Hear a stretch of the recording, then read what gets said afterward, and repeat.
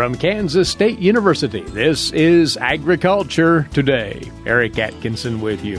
And coming up today, K-State's Glynn Tonsor with this week's cattle market segment. He'll talk about the continuing stability in cash and futures cattle prices, and he'll look at the latest projected returns for calves sold this fall.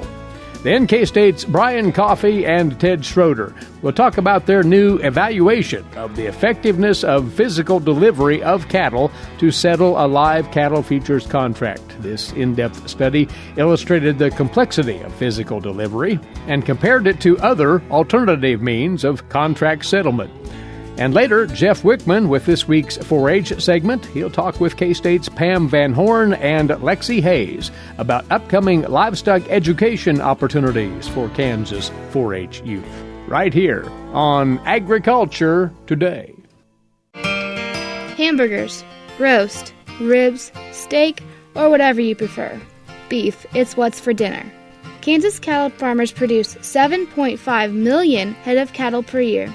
It takes about 7 tablespoons of peanut butter to get the same amount of protein in 1 serving of lean beef. Support your local Kansas farmers and ranchers. Eat beef. This message was brought to you by the K-State Animal Sciences Leadership Academy participants.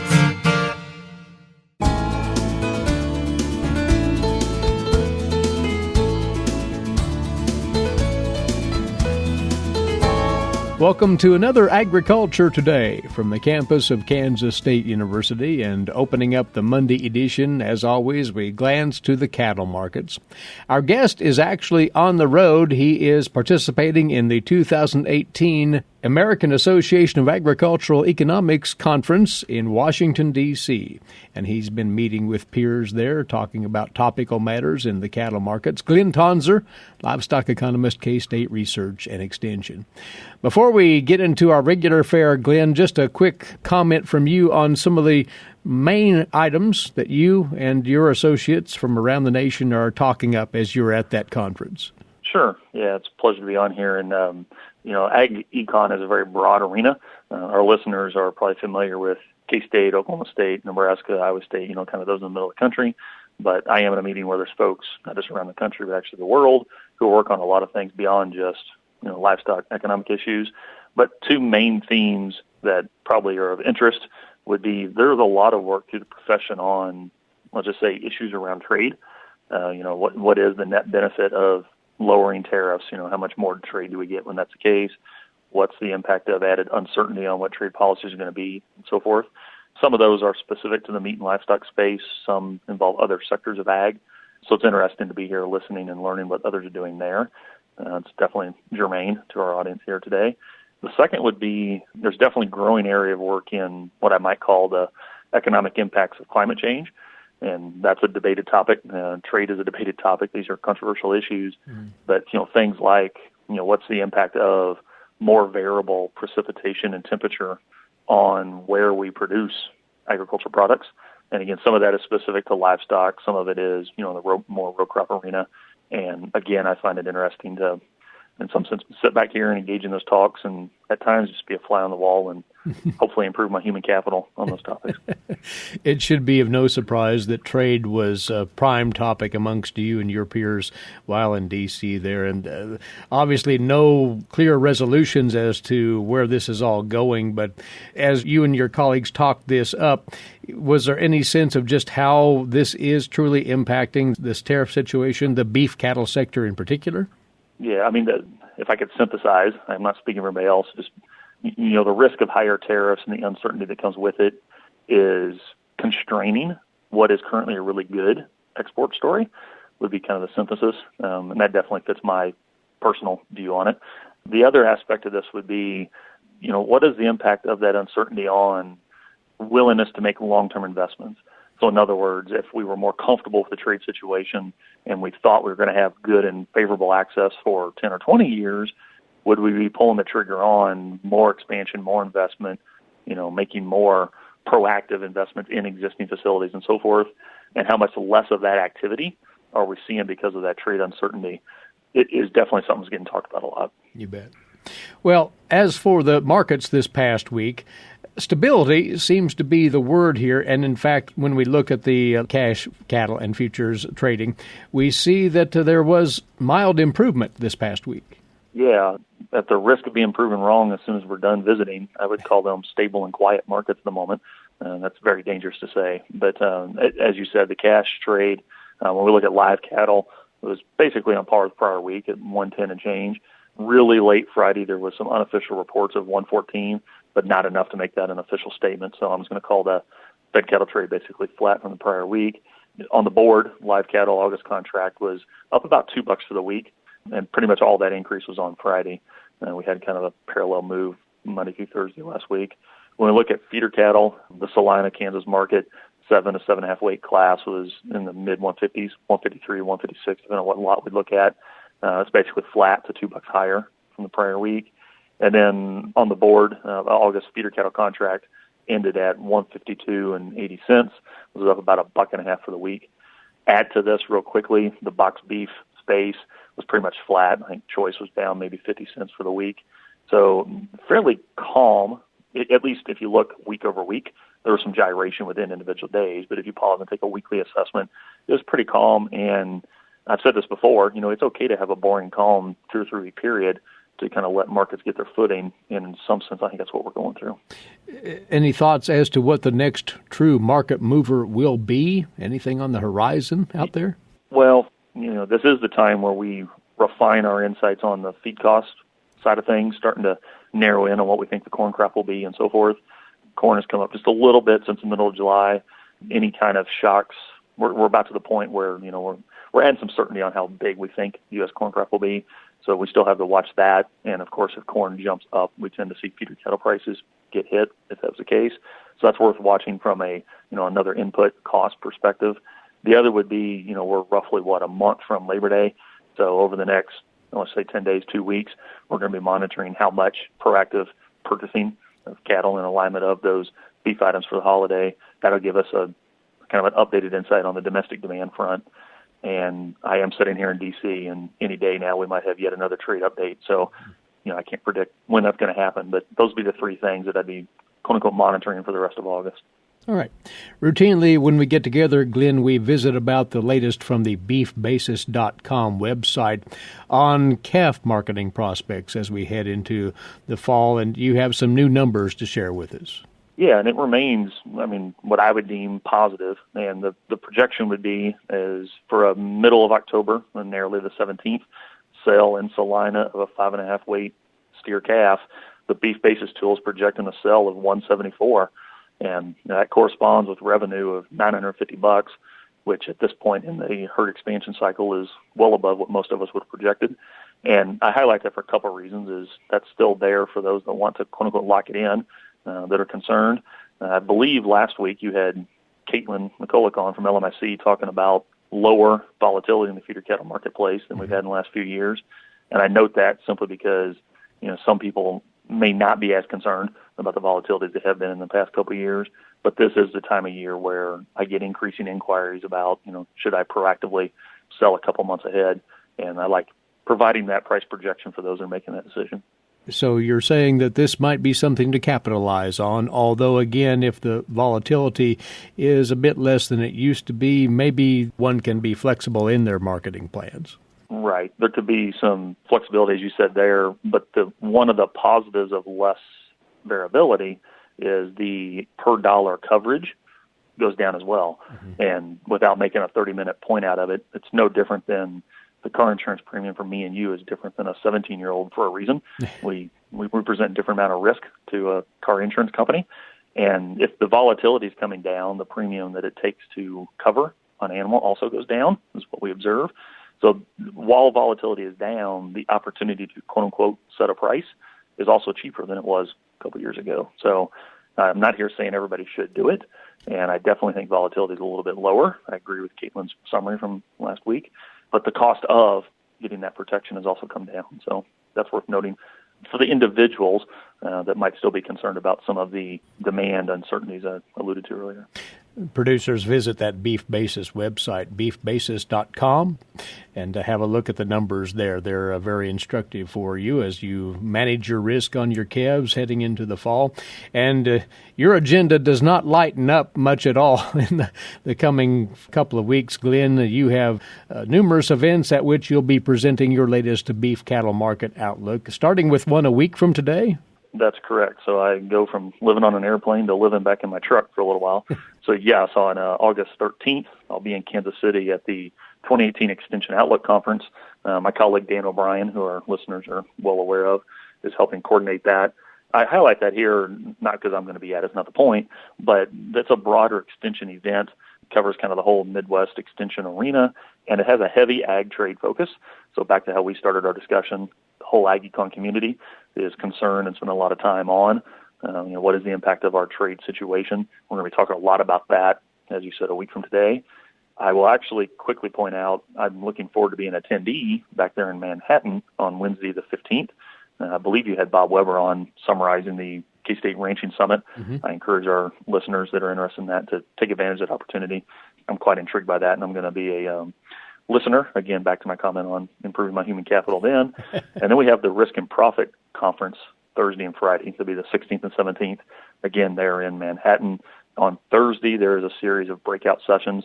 Myself, Dustin Pendle, Brian Coffey, Ted Schroeder, and a couple of students that are working with us will be there talking about a host of topics that are hopefully of interest to our listeners. And Friday, I believe it's after lunch, I'm slated to provide an outlook talk as part of the Risk and Profit program. And then that same day, actually, Friday morning, the 17th, I'll be in Emporia for Beef Fest providing a outlook talk. So that's all next week. So, yes, my truck will be running in circles a little bit, but I look forward to hopefully seeing several of our listeners here at those meetings. And in fact, there is plenty of time yet to participate in either the K-State Ranching Summit, that is a week from this Wednesday the 15th, or the annual Risk and Profit Conference, Thursday and Friday the 16th and the 17th. You can find out more information on those at agmanager.info. And Glynn, thanks for connecting with us from Washington, D.C. Looking forward to having you back here soon. Safe travels. Appreciate your time. Happy to be on, Eric. Glynn Tonsor, livestock economist, K-State Research and Extension, and Agriculture Today resumes after this break over the K-State Radio Network.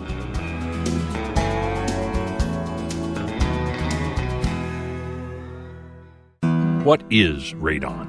Home exposure to radon gas is the leading cause of lung cancer death in the United States for non-smokers. In Kansas, 1 in 4 homes will test at or above the EPA action level. The Surgeon General recommends all homes be tested and fixed if necessary. Visit kansasradonprogram.org for more information.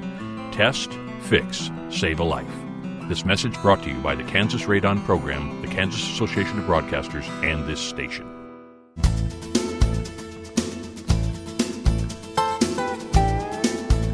Welcome back. You're tuned in to Agriculture Today.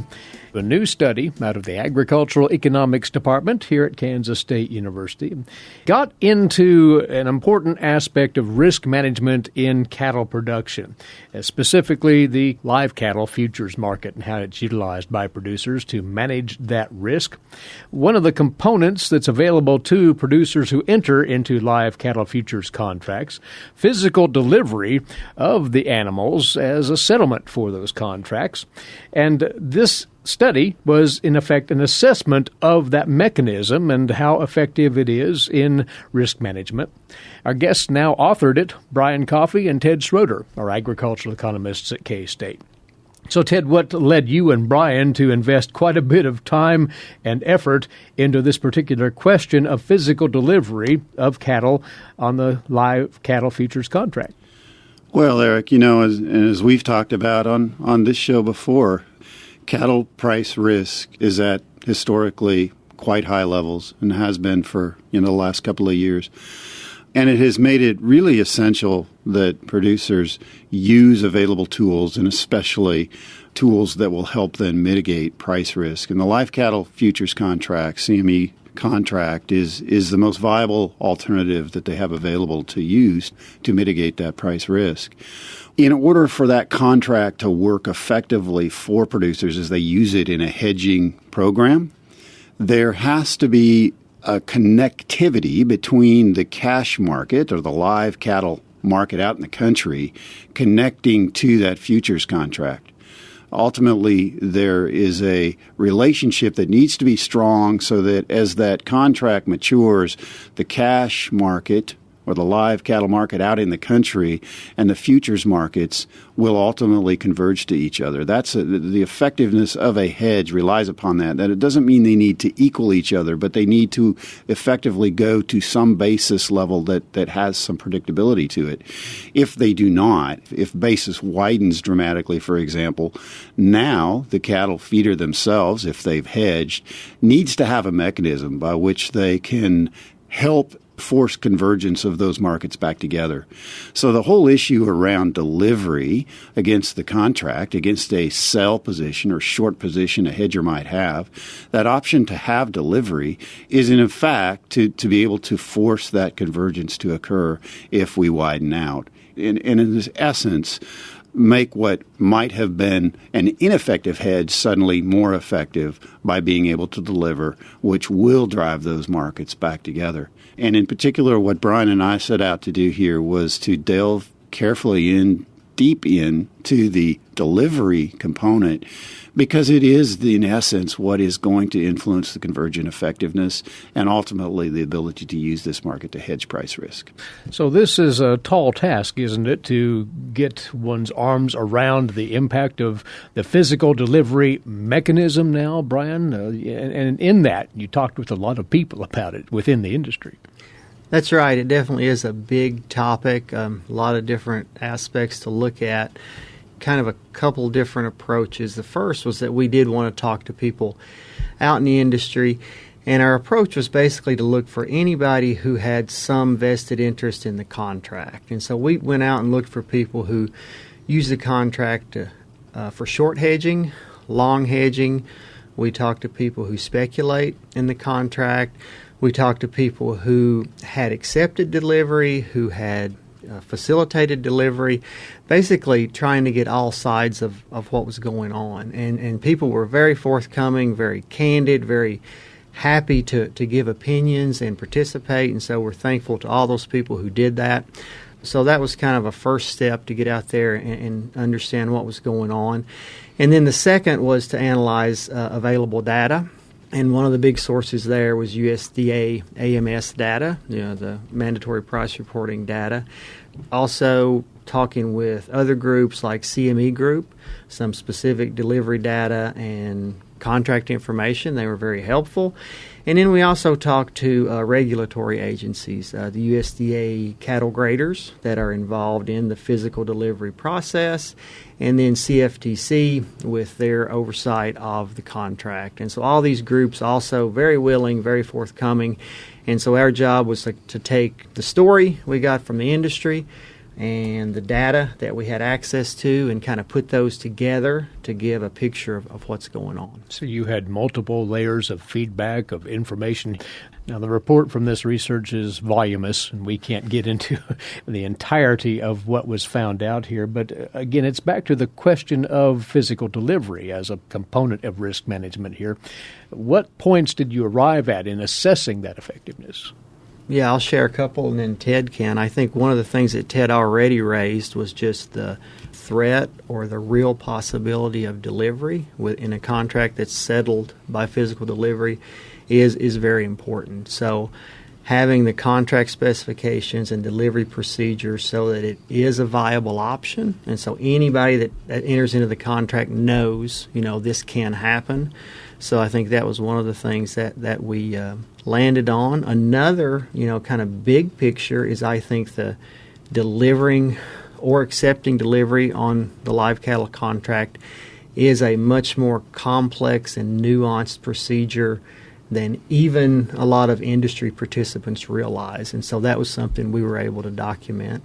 Yeah, just to follow up on what Brian's noting there, just because you might have a short futures position, you've hedged the cattle, and it's getting close to harvest time here, and you may not really like the basis you're facing. And we haven't had that problem so much the last year or so, but, go back a couple of years and we'll be back again to where your local cash price and futures aren't aligned maybe as well as you'd like. So the natural current contract specification is that you then can deliver those cattle to a specified delivery location. And there's several auction markets around the country that are identified, especially here in the Midwest, as delivery locations. And as Brian mentioned, to deliver isn't something one would do lightheartedly, because cattle have to be carefully sorted. They have to fit that delivery specification. And if they don't match all of the details of the delivery requirements, the lot itself will be rejected by the grader and the inspector at the auction yard. So delivery is something that someone doesn't just do, kind of as an alternative to otherwise marketing the cattle in their normal cash market. They have to be fairly strategic about it, manage it carefully.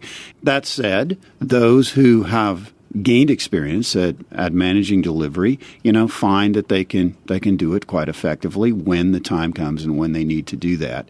There have been, though, because of you can envision the process of sorting cattle first in the yard, loading them into trucks, getting them to the delivery location on time. We're physically moving here a perishable animal. It's expensive to haul. We're subjected that animal to some stress that would not be there were we not making a delivery. We've got along now on the other side the buyer of that contract who's accepting delivery in some remote potential location, has to figure out what to do with those cattle. There's some challenges in the physical process of this delivery. And so part of our project really spent time on saying, what are some of those trade-offs of the current delivery method that we've just described, and what are some of the strengths of it? What does it facilitate? What does it do? What does it help in terms of merging these markets, linking cash and futures markets together? But what are some of the challenges? And we've kind of noted some of those here as we've gone. And what are some of the alternatives? One option that is already in place is to do a carcass, what's called a carcass or dress delivery to plants rather than to the auction yards. Now, that option or that alternative right now is determined by the long, not by the short who's delivering. There's a lot of detail on this, but it actually is a different kind of animal sort back in the yard to go dress versus live delivery. And these are some of the things that start to show up. Some of the cattle industry folks have said, what if we did a feedlot delivery instead of a auction barn delivery kind of mechanism? Change hands at the feedlot level itself. Then. Exactly. Keep the cattle in the yard rather than move them around the country. And again, there's some trade-offs to that. And so our whole study was diving in to document those, to really serve as a guide, and not to tell the industry where you should go, but to serve as a guide as they themselves assess the different kinds of alternative mechanisms in either combination with another alternative or standing by itself. And that was really where the study got very interesting for us. Took a lot of time to synthesize all of the folks Brian had mentioned earlier we had talked to, all who have different perspectives and different positions when you change how you might facilitate delivery on this contract. Point is, there's a lot of details there, and really what we wanted to do was help provide background information as the industry continues to evaluate, debate, and develop and refine how they can at least build a delivery system that will be most effective. There is so much more to this analysis. Time does not permit us to dig much deeper than we have already today, but this is posted on the agmanager.info website for reference. Great work, gentlemen. Thanks for summarizing it with us right here. Appreciate your time. Thank you, Eric. Thanks, Eric. Brian Coffey and Ted Schroeder, agricultural economists at K-State, on their new report, a full assessment of physical delivery mechanisms on the live cattle futures market. And if you use that title, you can find it handily on the agmanager.info website. And we'll be back with more on Agriculture Today. While many people know hunger is an issue in developing countries, it is also a problem in our own backyards. In 2010, 1 in 7 Kansans struggled to put adequate food on the table. 2 K-State research and extension programs are tackling this problem. The Family Nutrition Program and Expanded Food and Nutrition Education Program reach thousands of Kansans in more than 70 counties. They learn how to eat healthy with a low budget. For more information about these programs, visit ksre.ksu.edu.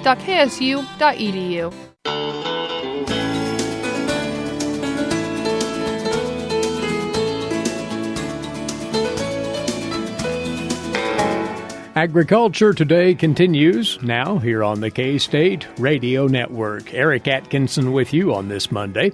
To today's agricultural news headlines, courtesy in part of DTN. The state of Colorado will pay the state of Kansas $4 million to settle a Republican River Compact dispute, according to an agreement signed last week by the governors and attorneys general of both states. The 3 states, Kansas, Colorado, and Nebraska, have battled for decades over questions of water allocations, which led to many farmer lawsuits that claim producers did not receive water entitled to them.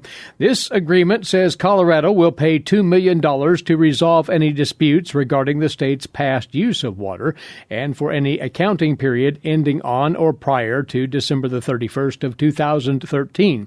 In addition, Colorado agreed to pursue a good faith effort to spend an additional $2 million by December the 31st of the year 2027 in the South Fork of the Republican River Basin in Colorado.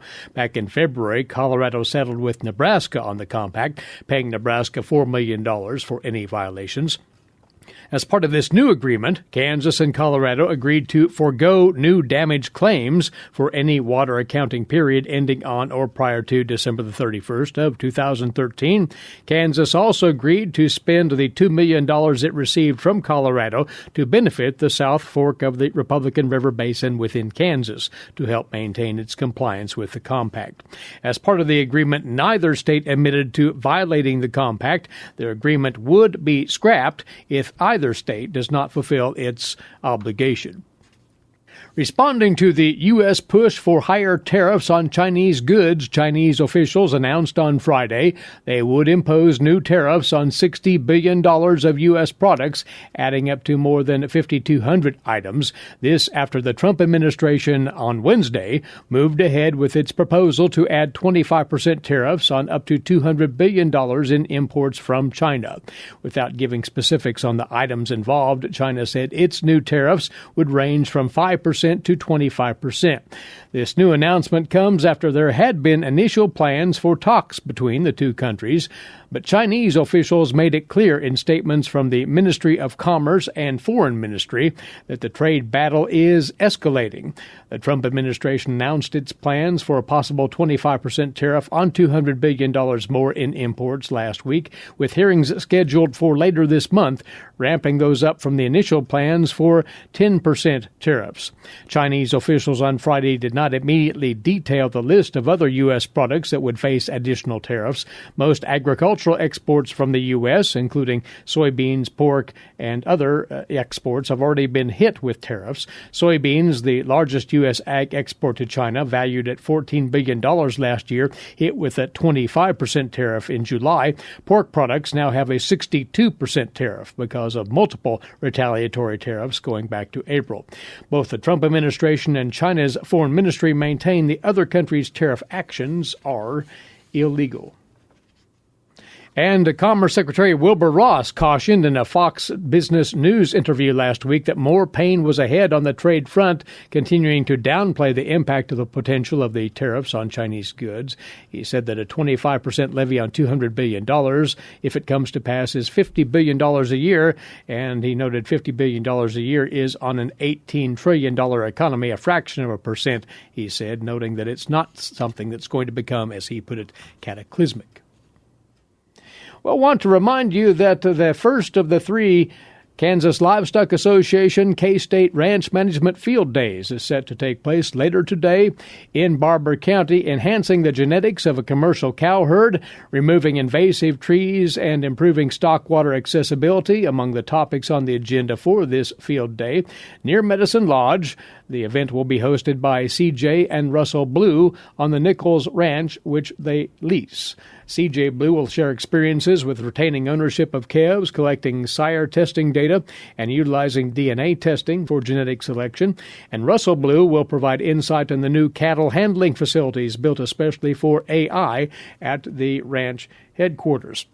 And there'll be much more to the program. The field day will begin with registration at 3 o'clock this afternoon. It'll conclude with the free beef dinner at 6:45. The Nichols Ranch is located west of Medicine Lodge from the intersection of U.S. Highways 281 and 160 on the southwest edge of Medicine Lodge. If you'd like specific directions from there, go to the KLA.org website, KLA.org. Again, the K-State KLA Ranch Management Field Day is set for the Nichols Ranch in Barber County, starting with registration at 3 o'clock this afternoon.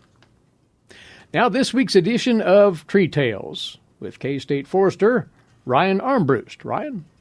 There are many reasons for leaves to turn colors other than green, with the most obvious one being the onset of autumn. However, leaves that are yellow or brown in midsummer usually bring concerns. Often this is a normal response to water or heat stress, but sometimes it may be a sign of something more serious. Every year, a number of oaks in eastern Kansas succumb to a disease called oak wilt that quickly causes decline and death. First identified in Wisconsin in the 1940s, oak wilt is a fungus that has slowly and sporadically spread to other states in the ensuing decades. Presently, it has only been found in a few sites in the eastern third of Kansas, where it threatens several species within the red oak group. While this disease can affect bur, white, chinkapin, and post oaks, the white oak group is not as severely damaged as reds. Rapid death can come to northern red, shumard, blackjack, and pin oaks. Unfortunately, there are few options for treatment of infected trees, with removal and destruction the recommended course of action. Most community trees are not often affected by oak wilt, as it commonly spreads through root grafts in natural stands of oak forest or woodlot. However, pruning oaks during the growing season can increase the chance of infection, so fall pruning is recommended in areas where oak wilt is suspected of being present. The most common symptom of this disease is a bronzing and wilting of leaves in late spring and early summer. The tips and outer portions of the leaves will often appear scorched, with a distinct line between healthy and affected leaf tissue. If oak wilt appears within a stand of trees, the disease can quickly spread via root grafts. Trenching to a depth of 3 feet can sever roots and may limit the spread tree to tree. If you suspect oak wilt in your trees, collect a sample of a wilting branch at least 6 inches long and ½ an inch thick. Keep the sample away from heat and take it to your county extension office for positive confirmation of the fungus before you consider treatment. For the long-term health of your oaks, and to reduce the threat of oak wilt entering your community or forested land, it's best to avoid moving firewood, especially oak wood from areas that may have the disease present. In this way, we can increase the chances of seeing these wonderful oaks persist in our communities and woodlands for generations to come. I'm Ryan Armbruster, Forest Health and Conservation Forester with the Kansas Forest Service, and this has been another Tree Tale. Thanks, Ryan, and this is Agriculture Today.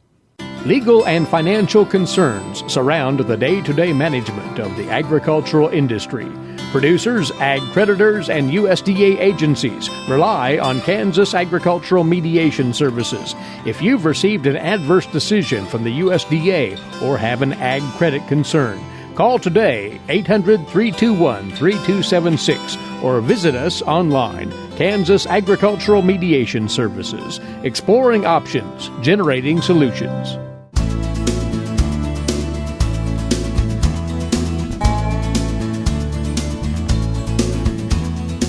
You're listening to Agriculture Today over the K-State Radio Network. I'm Jeff Wickman. For this week's Kansas 4-H segment, we focus on livestock education opportunities for Kansas 4-H youth and the collaboration between 4-H and animal sciences and industry at Kansas State University. Here to provide an overview of the Youth Livestock Program and talk about some upcoming events is Extension Assistant, Youth Livestock Coordinator Lexie Hayes, and K-State 4-H Specialist Pam Van Horn. Pam, first of all, what do we mean by livestock education? What falls within that? There's a lot of activities that fall under livestock education.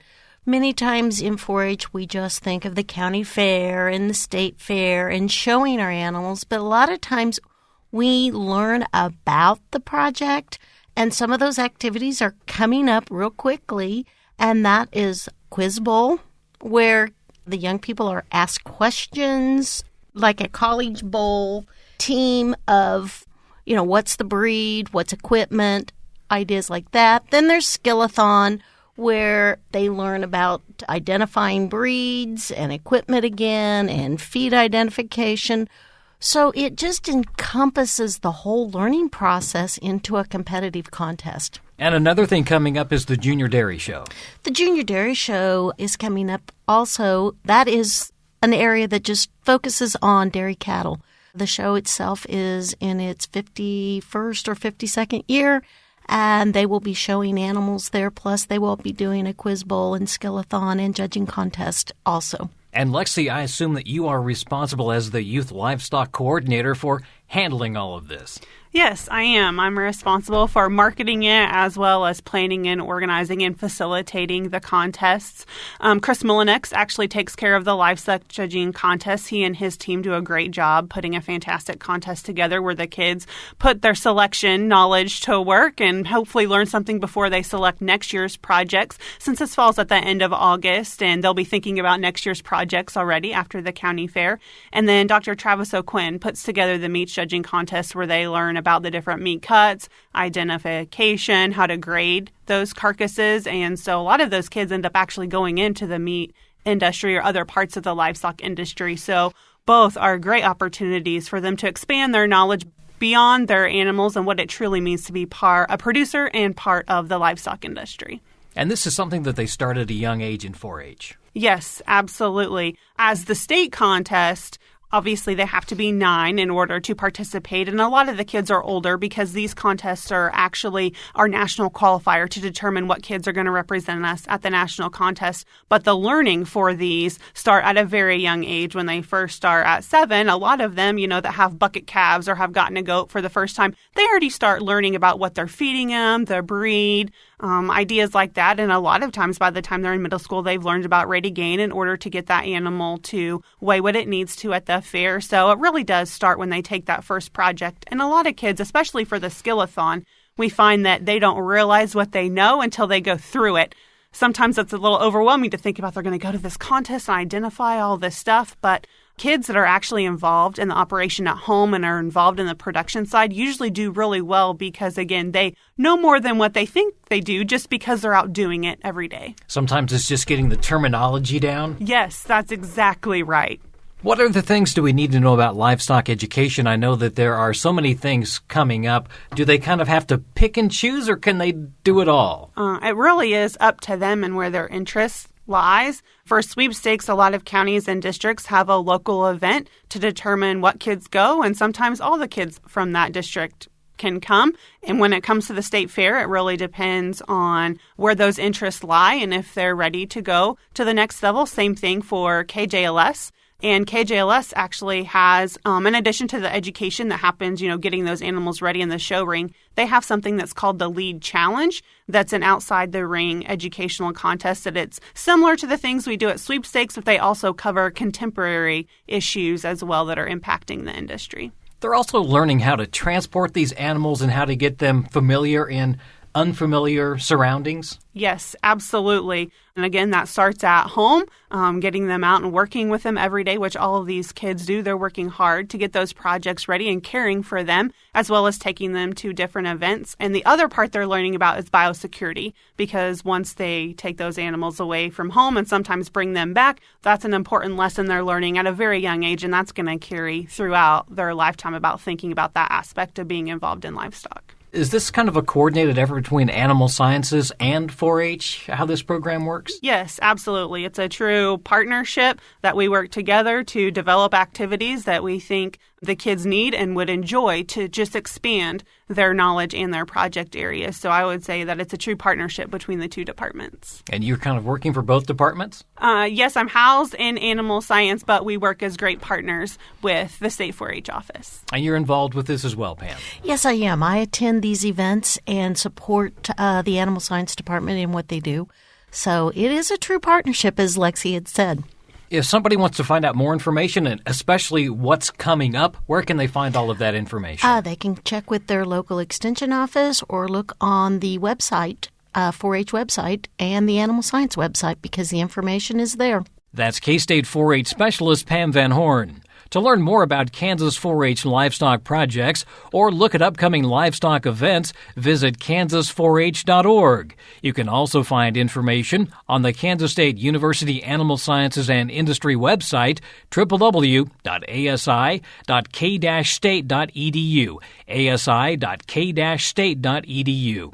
An upcoming deadline to keep in mind is for the Kansas Junior Livestock Show, considered to be one of the premier livestock shows in Kansas and the region. The show is October 5th through the 7th at the Kansas State Fairgrounds in Hutchinson. However, entries for KJLS are due by August 15th. The Kansas Junior Livestock Show includes beef, sheep, goats, and swine in several classes. Also, the 2018 Kansas 4-H Livestock Sweepstakes is August 18th and 19th on the K-State campus in Manhattan.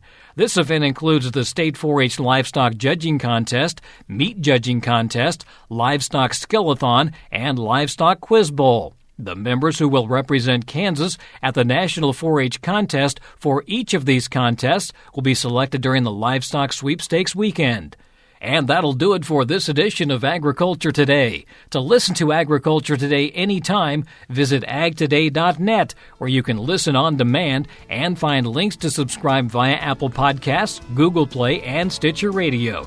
You can also subscribe on your mobile device by going to any podcast app and typing the search terms Agriculture Today, Kansas, and you'll find this program. Then tap the subscribe button, and you'll get new episodes of Agriculture Today automatically each weekday. This is the K-State Radio Network.